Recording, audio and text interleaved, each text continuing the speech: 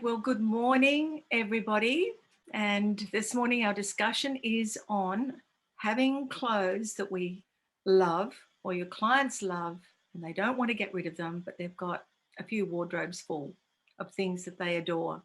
And I thought it was well worth a discussion on this because I've had a few clients recently, and I must admit, my time on the planet, I've also collected quite a lot of things that I can't let go of. I just love them. And yet I really don't want to be filling 3 wardrobes full, which sounds very indulgent, but I'm loving everything. What do I do about this? Well, I've got a few ideas and I know that you will have as well. So I thought it would be really great to be able to share those ideas on how we can help ourselves and or clients manage this dilemma. So I'm going to just open it up to all of you to tell us some of your strategies.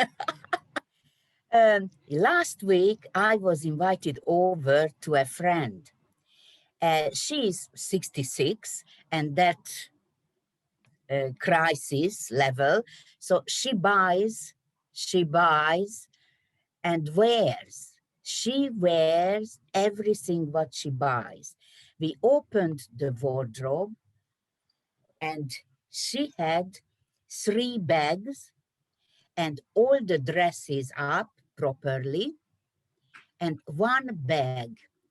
I wore it half a year ago. I wore it last year. Maybe I wore it again. So we opened all the bags and she bought all these things in pre-loved and all the second-hand shops, designer pieces. She had a Hugo Boss skirt bought for $12 somewhere. And that was the favorite now. So we adjusted how she could wear it, and she never gets rid of it. Never. She said she will box them, but she will never get rid of them. Well, I thought that's okay. That's my story, the very real. And that's one way to manage it, box them up. But how many boxes do you need? That she would need to dive into those boxes on some regular basis, even if it's 12 monthly or 6 monthly. And if you can fling them open occasionally and just admire all your wonderful purchases, oh, great, if you've got the room. Emma, the thing that you did mention, I thought was a really good idea. Making a project of pulling out so many things during the week and making sure you wear them in different ways. Well, to me, so this is one of the things that I'm sure we all regularly come up up against with clients. And to me, the way I work with clients is very much from the inside out approach. So when I see that happening, that is symptomatic of something else going on. Do you know, what is your role here as an image consultant? Is it just to say, oh my God, look at all these beautiful things, you know, I'm sure you love them, I'm sure you wear them all the time. So that's one approach. Is it to say, something interesting going on here, tell me more about this? Or is it your job to be really ruthless and come in and start, you know, kind of pulling them all out and organizing your client? Well, that all depends. It depends on what the client wants. It depends on what the client's hired you to do. It depends on what you've discovered when you've been talking to her about her objectives and some of that underlying stuff. But to me, that's a big clue that there's something else at play here. If I see these bulging wardrobes, one of the first questions I'm going to ask is, so tell me what your shopping strategy and your wardrobe strategy is. So how do you manage your wardrobe? How do you shop? How do you choose what you buy? How do you choose what gets into the wardrobe and what stays in the wardrobe? If the client has said to me, I need help, I love all these things, but my husband's about to divorce me because, you know, I'm taking over the house with all my clothes. So she's recognized that even though she loves everything and she does wear it, there might be a little issue there. So one of the first things I'd say is, okay, so if you love everything equally and you just can't part with anything, go and look at it from a ranking point of view. If I said to you, you could only pick out 15 things for, let's say, a week, pick out the favourite things, work out how to put those things together. Can't go back into the wardrobe and pick anything else. You've got to pick out those and work with those. And at the end of the week, assess, do you still love those things that you chose as much as everything else in your wardrobe? And if not, then maybe something has to go. If yes, then keep doing that exercise. So a process of elimination. Is this better than this? If you could only pick one, would you pick that one or would you pick this one? Exactly, I agree. And that's a nice strategy to be able to just pull out so much for the week and work out really unique ways on how to dress them up using different jewelry and things like that, and just see whether you enjoy them. And so that is a really good strategy. And personally, I've got some lovely things, and some of them hardly ever get worn. I'd be lucky to wear them maybe once a year. And so I'm going to be really trying to get myself inspired to think of really outside the box, having a play. I was just thinking of one client just recently, and everything in her wardrobe fits her perfectly, and the quality is sensational. And I was thinking, look, things do wear out. Things do eventually get shabby. And so maybe segmenting the wardrobe into, this is what I'm going to end up, wearing for this winter, putting some things away and looking at them for the next season. Again, how important is this? How many times are you wearing it? Are you going to be able to find ways to wear them differently? If I can actually show her ways to wear them differently, maybe she will then have a preference for, say, one pair of navy pants over another pair. So I'll say, okay, you've got 3 pairs of black pants here. They're pretty similar and they're all good quality. Yeah. Put them all on. How do you feel? And which are the ones that you feel less than fabulous in? Because in my clients' wardrobes, nothing's allowed to stay if they feel less than fabulous. So I tell them, I in my wardrobe, I'm the curator of my wardrobe. It's a very, very important job and I take it very seriously. And nothing is allowed in there or nothing is allowed to stay in there unless I feel fabulous in it, because I deserve to feel fabulous. Absolutely. It's a health issue. It's a mind health issue. Yeah, and it's surprising. It's amazing when you say that to them. It makes it easy. They all of a sudden go, oh, well, I never really liked these ones, but I paid money for them. And I'll say, okay, well, let's move them on because someone else will love them. Let's give them to Fitted for Work. Some other woman will love these pants. That's exactly right. I love that notion, Evelyn, that you're having a love affair with your wardrobe. And I think that's what it is. You've got to have that feeling of, oh, I just love it. Feel it. It's kinesthetic. It just makes me feel good. If it doesn't have that effect, why have it? To me, wardrobe real estate is really valuable. And I think we underestimate this. So, okay, maybe a little bit different. If you live in a chateau and you've got, 20-something rooms and everything's got a wardrobe and you can keep all of that stuff. I know for me, so personally, my wardrobe space is small and it is at a premium. So the wardrobe strategy and the shopping strategy have to work for me in conjunction. So if I'm shopping, one of my rules is so let's say I love something and we all go shopping, we go, oh my God, that's gorgeous, I've got to have it. But my question to myself is this better than something I've already got? Or is it replacing a hole because I've got rid of something and I specifically need it? If I can't go tick or tick on either of those boxes, don't buy it. Because what's the point of just adding something to? I mean, I guess you know, the world is changing. We're becoming more aware of wastage and sustainability, and you know, the fact that really, when it comes down to it, we all have too much stuff. So my question to a client in that situation would be, do you absolutely really need that? And like exactly like Suzanne said, you know, it's unpacking the story behind it. You know, so for some clients, it's I can't let go of it because the guilt, I spent so much money on it, and the guilt would crush me to know that I spent all that money and now I'm getting rid of it. Okay, so there's a strategy to deal with that. If they have a system, I don't have an objection to anyone having a lot of clothes, if it's a healthy situation. And if their intention is that it makes them feel good, they look good, they feel great, why not?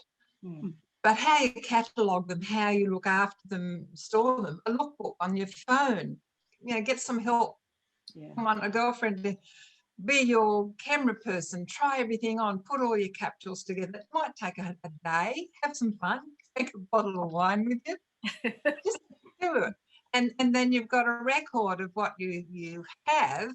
And if you and make it seasonal so that you have a winter thing somewhere else, and if you've got to share it with your significant other, well, you know, it's a workable situation. But I have a problem with not having enough clothes. So my challenge is the other way. Same. So that's when, as image consultants, I think it's really important to be able to show them how that they can mix and match and blend and do all sorts of fun things so that they don't feel this need to go out and buy more because they're just bored with the way they're putting things together. I do that too, Evelyn, but I ask them questions. So I'll say, and I'll bring it back around to when they're shopping, because the problem is not so much, well, the problem is their wardrobe. That's where the problem ends up. But it starts at their shopping and their mindset when they go shopping, and they're going shopping for the wrong reason. So I'll say, okay, tell me about when you bought this. What the intention of that? That's what was you've got tags on this, so clearly you've never worn it. Tell me about what happened. Why did you buy this? So it'll be, you know, I had a bad day at work, or, you know, I was just miserable or whatever. And so that's when I then introduce them to my shopping rules. Love it madly, need it badly, or you put it back. And then once you love it madly, we then have to, in your mind, be able to do what Emma was saying, put together 3 outfits with existing clothes in your wardrobe. So not going out to buy anything else, with existing clothes in your wardrobe. And then if you can do that, then you're allowed to take it into the changing room. And the other thing I say too, when they often come out of the changing room and you put them in something and you think they look fabulous, and they come out and they go, oh yeah, it's okay. It's all right. Oh, that'll do. I don't know, take it off. It's not coming. I know, not a settle for. What do you mean? I said, no. Nothing. You have got a whole cupboard full of things that will do. That's right. Only things that you absolutely love, that bring you joy, that make your heart sing, are allowed into that cupboard now. Nothing else. And that's, you know, and it sort of gives them permission, I think, to be more ruthless and get rid of things then. It gives them a framework, probably. Yeah, I think the framework is important. You know, I think you've got 2 situations here. You might just have a new client that suddenly, you know, you've met this person who's got this whopping big wardrobe, too much stuff, and they don't know what to do with it because they don't know what their style is, they don't know what their personality is or an intention or what they want to achieve out of it. I think we've got to look at it from the left and the right. Reframing their ideas around wastage. You know, they've spent the money, they've spent good money, and they're going to waste it now because they feel they can't, they've got to hang on to something because otherwise, you know, their money's gone. Well, it's already gone. And if you can, you know, let them know that, especially if their body's changed and they're still thinking of this themselves when they wore the garment, how it might end up giving someone else joy, maybe their niece, maybe their daughter, maybe, you know, just imagine seeing it on someone else and someone else really enjoying that garment like you did. You know, take a photo of them wearing it, you know, at least you've still got it for posterity. Look, jewelry is something I always say to people, please keep it. It was good quality. Keep your jewelry. You're not going to let that go because it comes around, as you know. Even after a period of time itself will tell you when it's time to go. Oh, gee, that meant so much to me, but look, I'm ready to let that go now. But if that's not coming around quick enough and you need an image management consultant to help you with that, we have to deal with that very carefully. And being able to step into your client's shoes and to be able to let her know, look, yeah, I understand how you feel about that. Let's see how well that really fits you now. Does it fit you the way it used to? Do you feel as good in it now as you did when you first bought it? Because if there's oh no, I know, but I'm going to lose weight. Well, listen, that's Emma, you've got something to say about that. So, well, that to me is part of the, the interesting strategy stuff that you only get to when you peel back some of the layers. So a couple of things you've just mentioned there. One was the client mindset of looking back. So there's generally going to be an emotion associated with the wardrobe. And if we're talking about things she absolutely loves, there's going to be some kind of emotion. So one part of it is client looking back. So I wore that when I did this or went here or whatever. There's some kind of emotion, but it's a looking back emotion. So it's a memory-based emotion. So that's where I would ask questions around, like you just said, do you still, is that still relevant? Do those feelings still apply?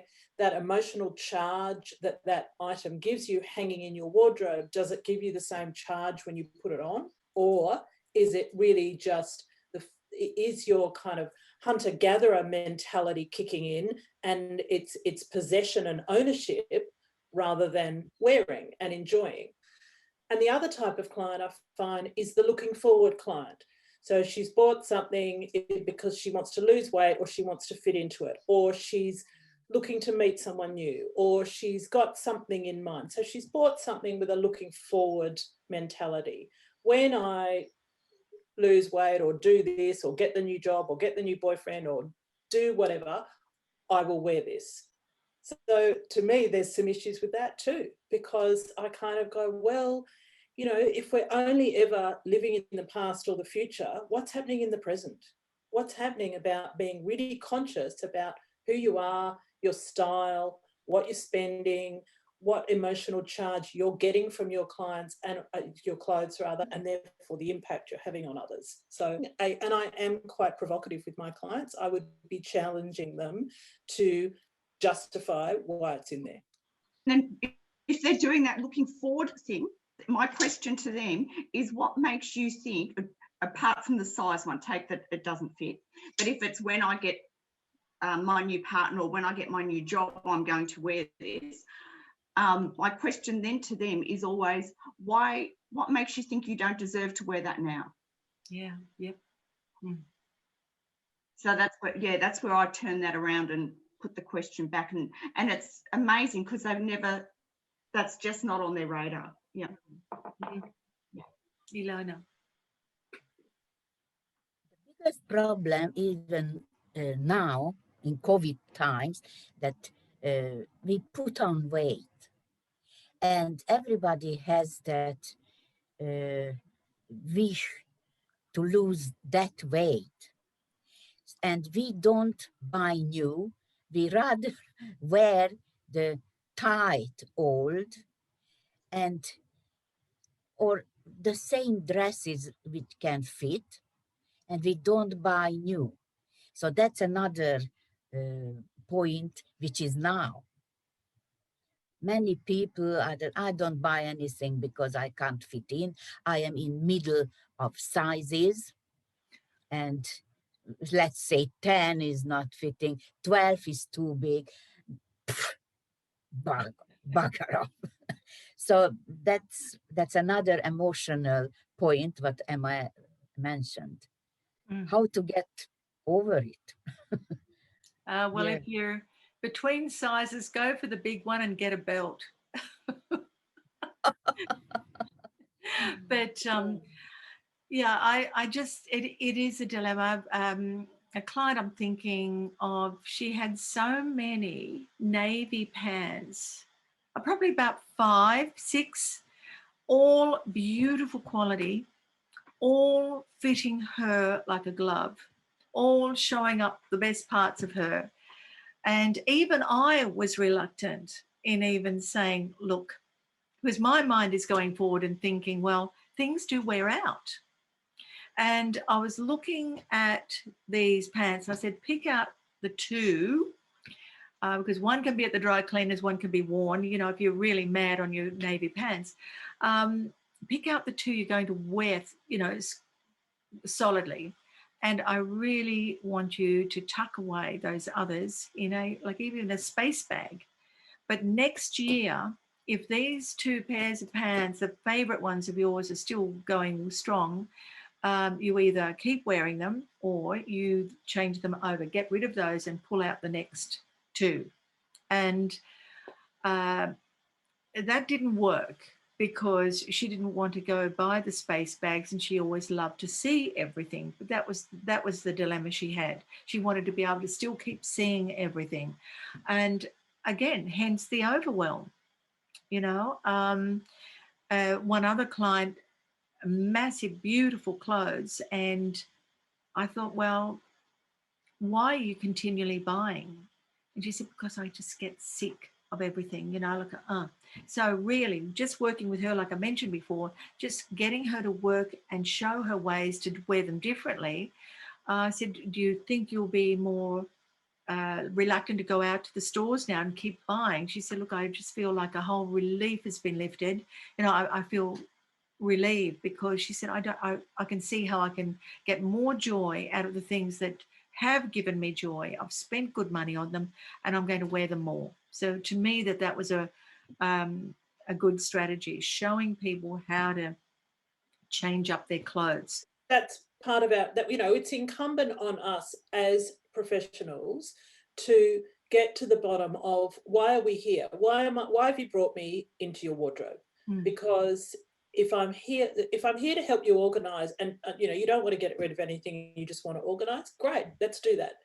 If I'm here because you're feeling overwhelmed, then I'm going to have to be a pushy broad, because, you know, there might be some stuff going on that I need you to face and acknowledge so that we can deal. If overwhelm is the issue, then, you know, there's some stuff we need to deal with.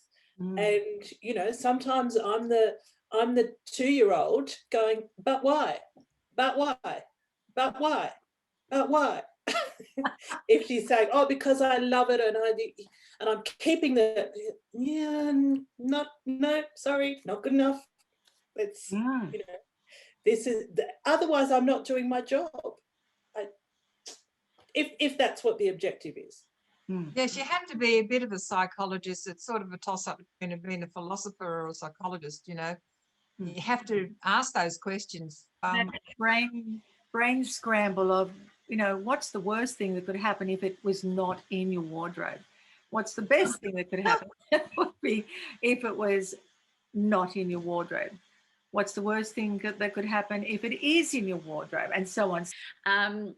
I've learned from you guys. So really, you know, I'm like Trish. I don't have a problem with people having too much because I have too much myself, and I would be a hypocrite if I.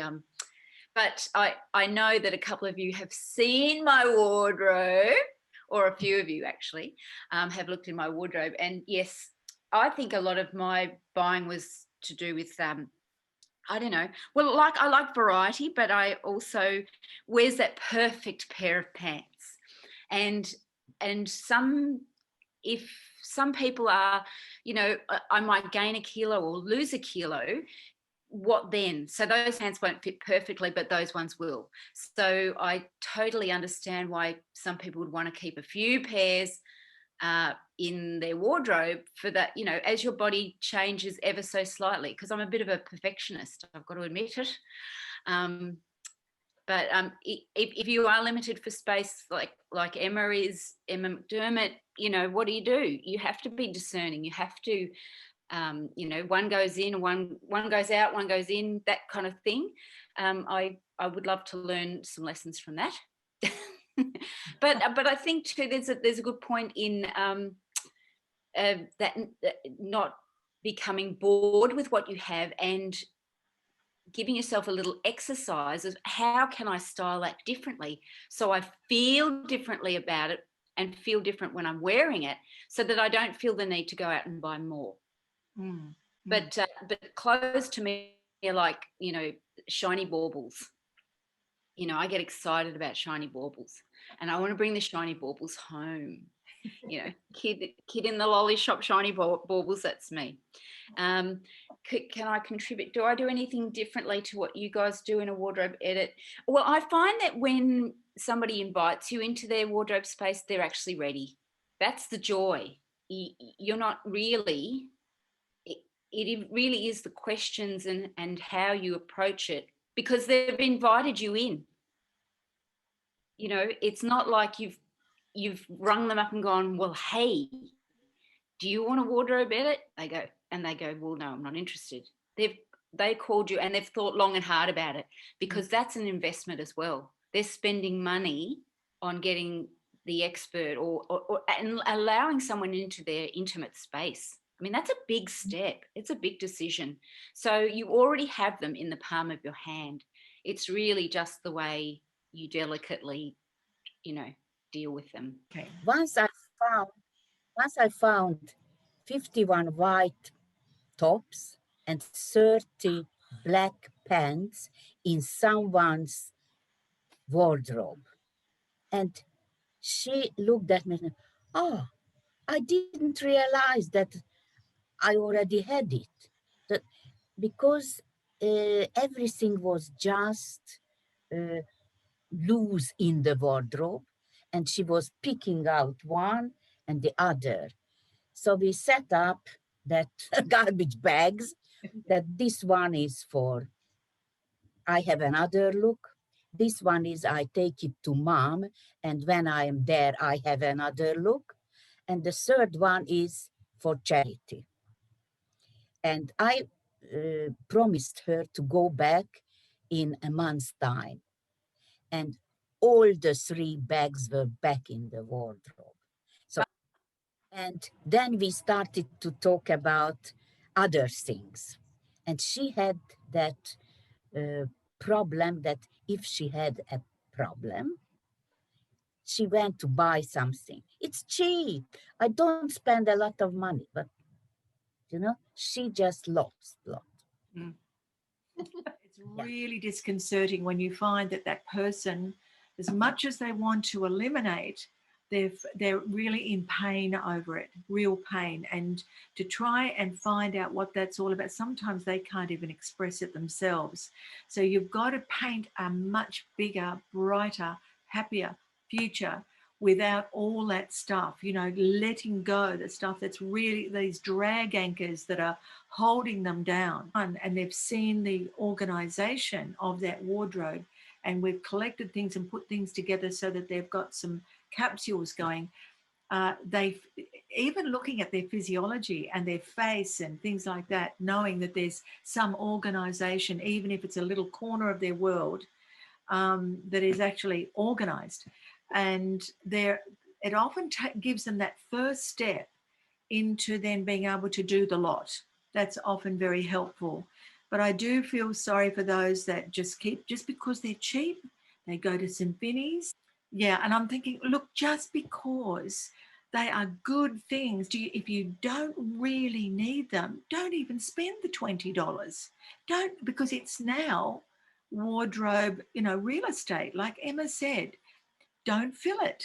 Absolutely. And if that's part of the problem, if over shopping is part of the problem, then one of my recommendations for that client is stay away from the shops. Yeah. I mean, if you really, if we've unpacked it enough and we've got to the point where she says, you know what, actually my problem is shopping. I can't help myself. I'm a compulsive shopper.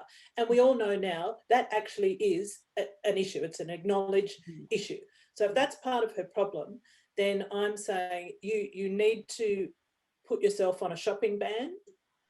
Sometimes we hang on to things and they've got